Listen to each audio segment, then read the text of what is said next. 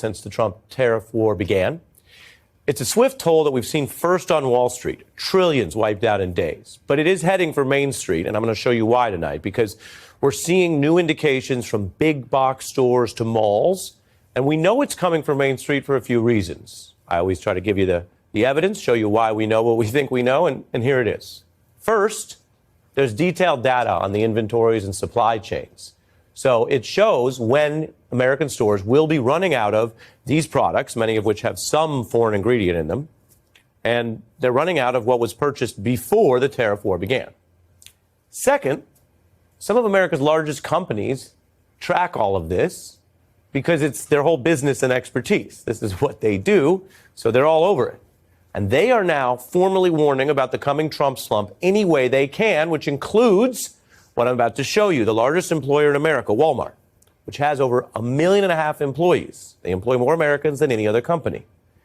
And the Walmart chief just joined an attempted Trump tariff intervention, along with the CEOs of the other huge retailers, Target and Home Depot, to privately warn Trump that his tariffs, let's take this in full, I want people to be able to see this, his tariffs, you can read along, the tariff and trade policy will not only disrupt supply chains and raise prices, it will lead to empty shelves.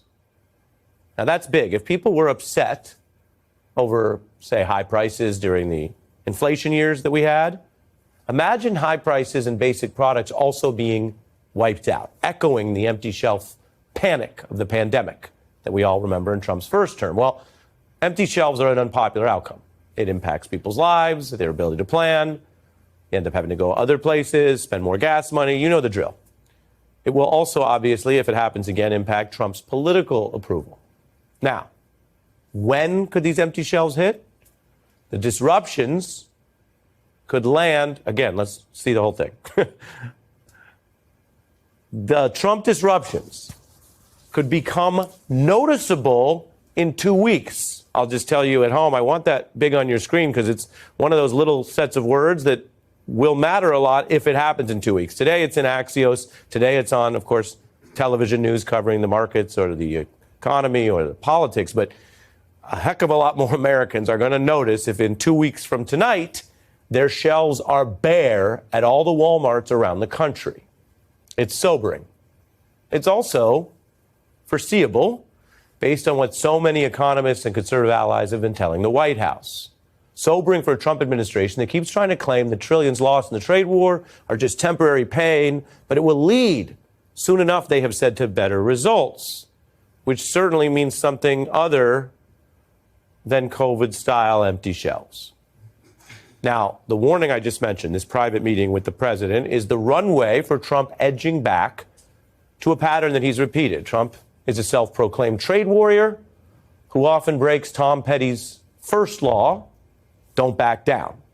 And also, by the way, Sun Tzu's teaching that the true warrior only fights battles he's already won, which simply means you assess the opponent and resources first so that you don't pick losing battles. That would be a different approach, say, than firing off economic shots at China if it's in a battle you can't ultimately win, one that even your own team has been admitting is a set of unsustainable tariffs. So that is the runway for this Trump-induced whiplash hitting Wall Street right now. Investors eyeing what they call the Trump tax of these tariffs, and now the Trump cost of uncertainty, while hoping the president will end the back and forth once and for all and finally maybe just cave.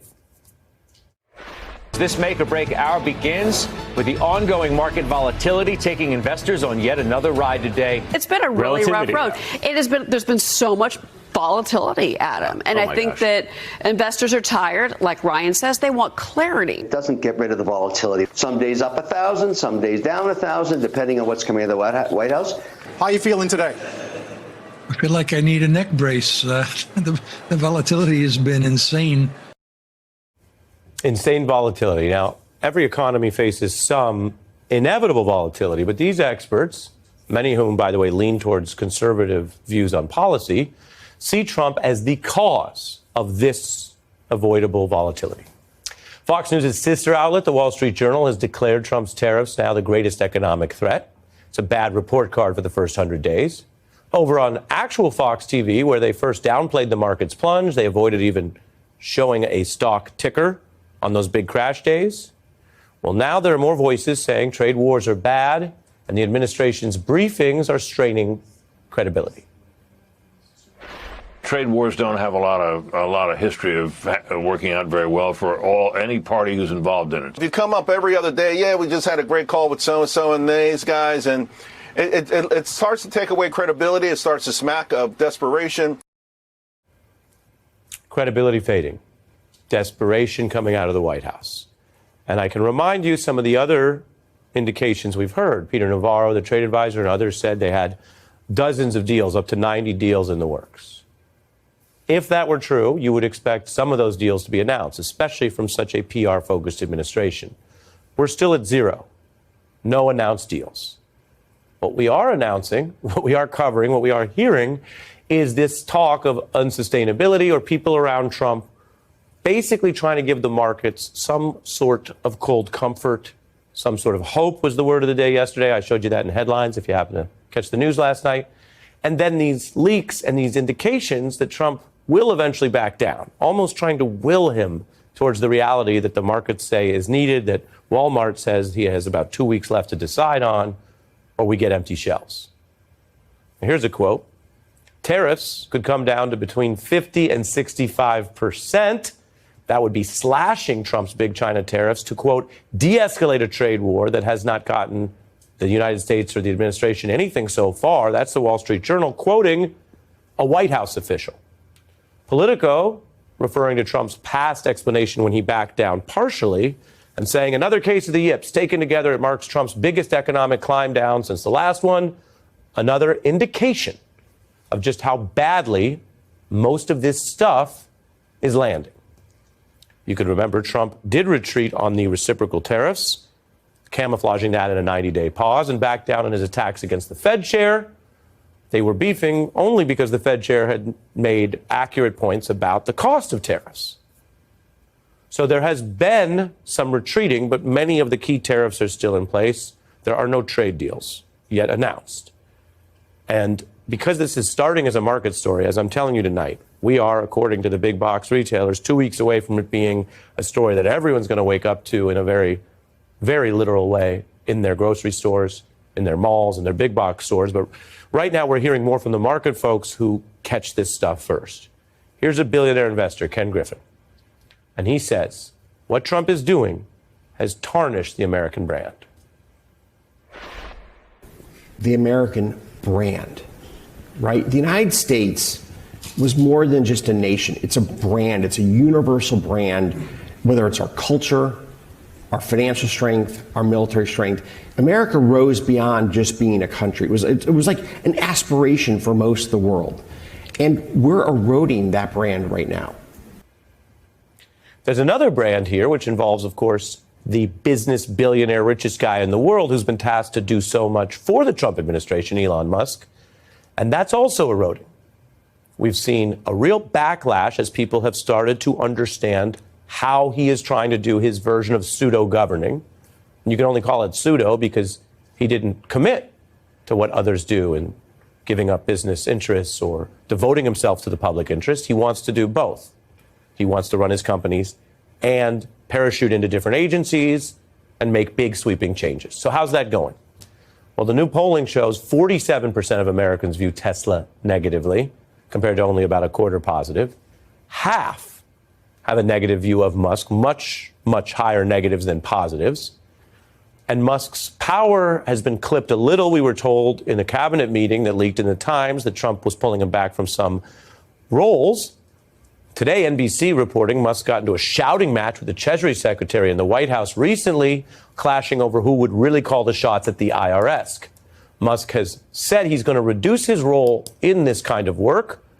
And Tesla has seen a 70% drop in sales and its overall market value. I showed you the top 500 companies down, say, about 12%. Well, Tesla's faring worse. Down 41% means about half of the entire stock's value, the company value, has been wiped out since inauguration. Many investors and analysts say partly related to Musk trying to do it all, but not doing any job particularly well. Many Americans voting with their wallets. They say they will never buy Teslas again, and it is a consumer-facing product. We're seeing related anger at the town halls. My concern right now, and I think I speak for a lot of Americans, is Elon Musk.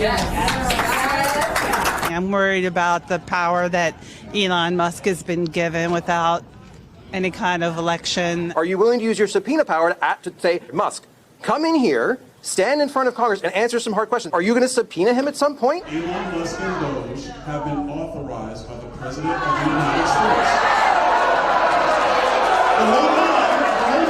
Can we count on you to go back to Washington and demand immediate oversight into Doge and Elon Musk?